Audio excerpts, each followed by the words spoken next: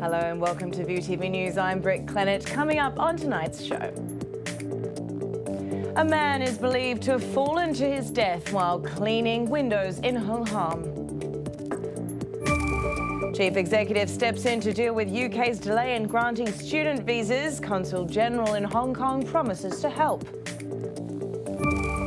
And North Korean ambassador warns of more missile launches if the United States continues with its reckless provocation to put pressure on the Hermit Kingdom. First up, to a tragic death in Hong Kong today. A man is suspected to have fallen to his death while cleaning the windows of his home. Police say that the 67-year-old fell into the bushes below his apartment in Whampoa Garden at around noon. He was unconscious when the medics arrived and was taken to the Queen Elizabeth Hospital, where he was pronounced dead. Initial investigations show the death was accidental. Chief Executive Carrie Lam has stepped in to help hundreds of students who aren't able to start school in the UK on time because of visa delays. Lam said the British Consul General had promised to help speed up the process for them. Speaking ahead of the weekly EXCO meeting, Lam said she met with Andrew Hen over the students' concerns that their grades will be affected if they start school late.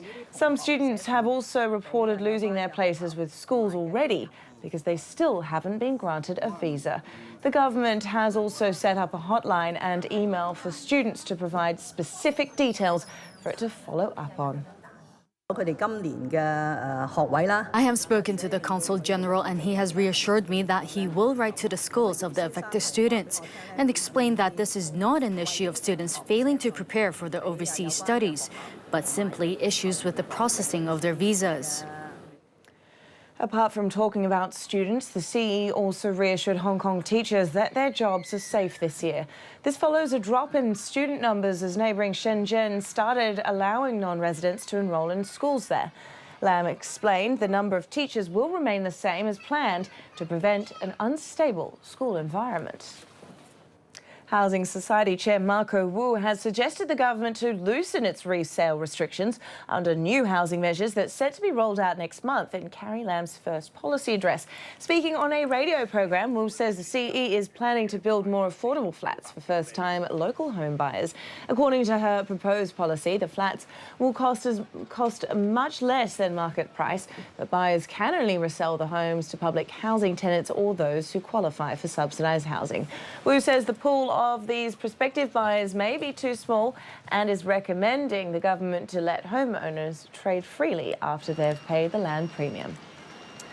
Okay, now to the controversy over the central observation wheel. The government insisted today there's little it can do in commercial negotiations between its current and future operations. Lydia Sung has the latest. While the chief executive is washing her hands from the Ferris wheel saga, Carrie Lam said the government has to respect the non-intervention agreement, calling the dispute an unexpected episode in the commercial sphere.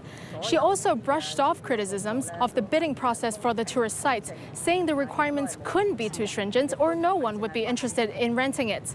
As for the man who is in charge of the bid, Thomas Chan, the director of the Lands Department, said his team was already prepared for the wheel to go from the moment they started looking for a new operator. Now, we might not know what the wheel deal is until Thursday, but the incoming operator, TECL, said it is working hard negotiating with the third-party owner of the wheel, trying to acquire it. And hopefully, the popular tourist attraction can be saved from an unnecessary and lengthy process of being torn down and put up again. Lydia Sung for ViuTV News. The government has set aside $20 million to help local recycling businesses deal with an incoming mainland ban on rubbish imports. The ban will start at the end of the year. The funds will allow local recyclers to buy machines that turn plastic waste into pellets, which are exempted from the ban. However, businesses say current fire safety regulations and a lack of shop space make it hard for them to put these machines into action. They're calling on the government instead to ask the mainland to exempt Hong Kong from the ban. And to the latest on tensions on the Korean peninsula. The North Korean ambassador to the UN said today that his country is ready to send more gift packages to the United States. In addressing the UN-sponsored conference on disarmament 2 days after the country fired its 6th nuclear test, Han Tae-song says missile launches are simply, quote, self-defense measures against the US's hostile policy towards Pyongyang. He warned that there will be more launches if the US continues to recklessly provoke the Hermit Kingdom. Han's comments come as Japan adopts a new resolution to officially condemn Pyongyang for its latest nuclear test.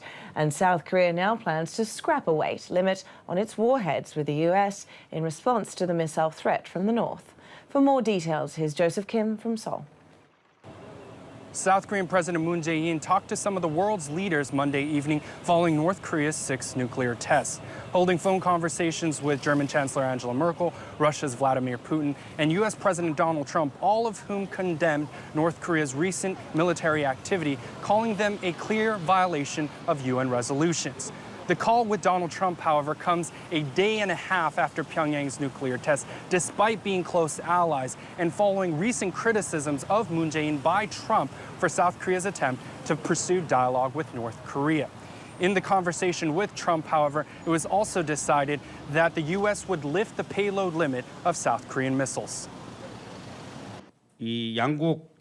Amid North Korea's ever-intensifying threats, the leaders of both South Korea and the U.S. countries have agreed to lift restrictions put on missile warhead load. We expect such change to help in finding better solutions to North Korea's threats, and our governments will continue to closely cooperate with the U.S. on detailed matters. 유용할 것으로 그렇게 판단이 되고 있습니다.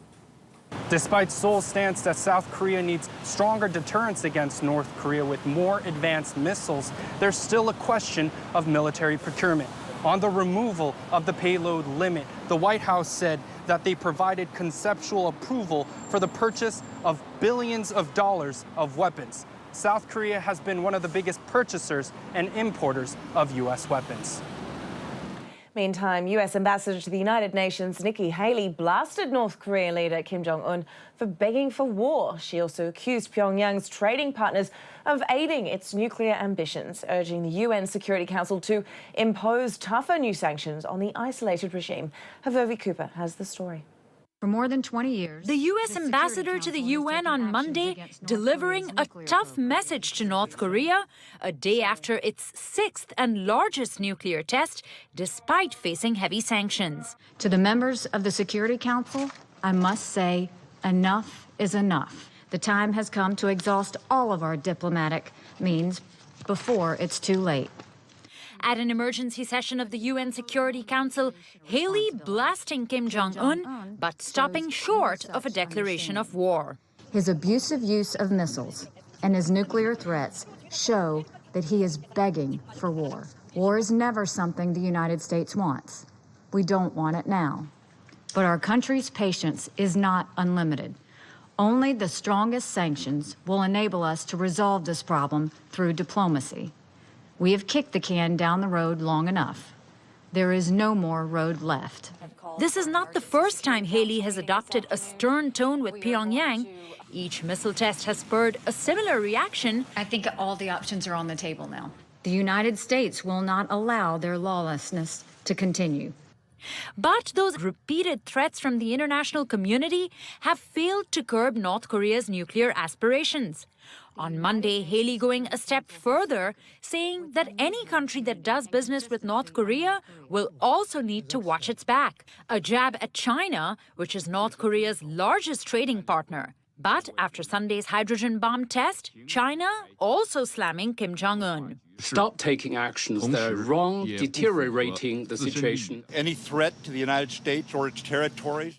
On Sunday, U.S. Defense Secretary Jim Mattis warned of a, quote, massive military response if North Korea threatens the U.S. or any of its allies, including South Korea and Japan.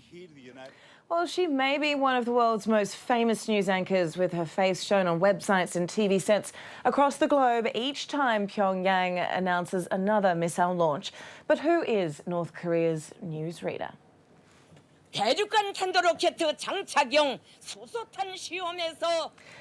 The unmistakable melodramatic style and doomsday tone is that of Ri Chun. He in the limelight again as North Korea launched its 6th and most powerful missile on Sunday. With her trademark enthusiasm, the 71-year-old delivered the news that hydrogen bomb was a complete success and hailed it as a key step in completing the state nuclear force. Ri has been reading the news for broadcaster Korean Central Television since 1971. Before that, it may not come as a surprise, she was an actress.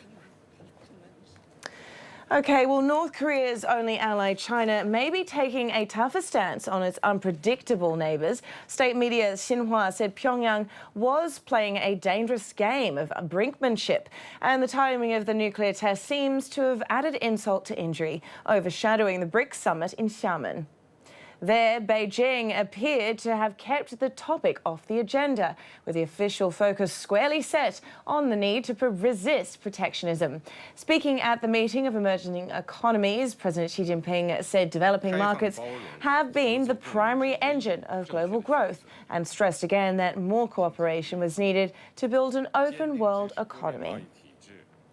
Two blasts have rocked Myanmar's border with Bangladesh, and as Joel Larby reports, the bombs went off where tens of thousands of Rohingya Muslims are fleeing ethnic violence.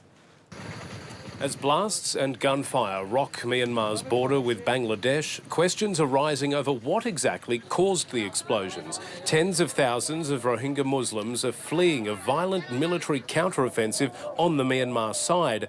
One of them showing Reuters mobile phone footage of what appears to be a mine buried in mud in no man's land, a few dozen metres separating the two countries. Reuters can't independently verify that or claims Myanmar's army was at the site minutes after the explosion, suggesting it may have laid the traps. The government says it needs clarification on where the blasts occurred, arguing that they could have been laid by what it calls terrorists, implying Muslim insurgents who recently attacked police posts and an army base, sparking the latest wave of violence. What is clear, though, is Rohingya Muslims are fleeing at any cost. Nearly 90,000 have tried to escape clashes, several drowning last week when their boat capsized trying to cross the border.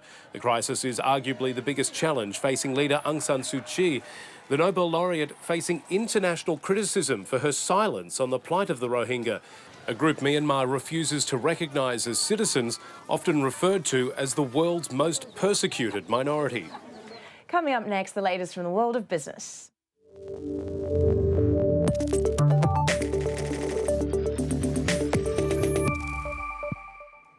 OK, well, let's start by taking a look at what's been happening on the markets today here in Hong Kong. And after a choppy open, it still seems investors aren't quite back in the buying mood, thanks to ongoing geopolitical worries. The Hang Seng index of leading shares finished the day almost exactly where it started, up just a solitary point at 27,741 points. Plans for Hong Kong Stock Exchange to create a new third board are set to be finalised in the coming weeks, according to its CEO. In June, Hong Kong Exchange started a consultation on the launch of a third board that could allow companies to list with dual-class share structures. The move followed a series of tech firms choosing cities other than Hong Kong for their initial public offerings. Speaking this morning at Thomson Reuters Newsmakers event, Charles Lee said that the bourse operator was carefully considering all options that would benefit both the exchange and the city as a whole. We have a new administration that I start to see tremendous amount of energy, tremendous amount of vision, and tremendous amount of determination to get things done. I think in Hong Kong, it's time for us to stop a lot of the talking and start doing something that is important. We have a hugely successful hands of cards, and we just have to make sure we play it well. Meanwhile, a survey of business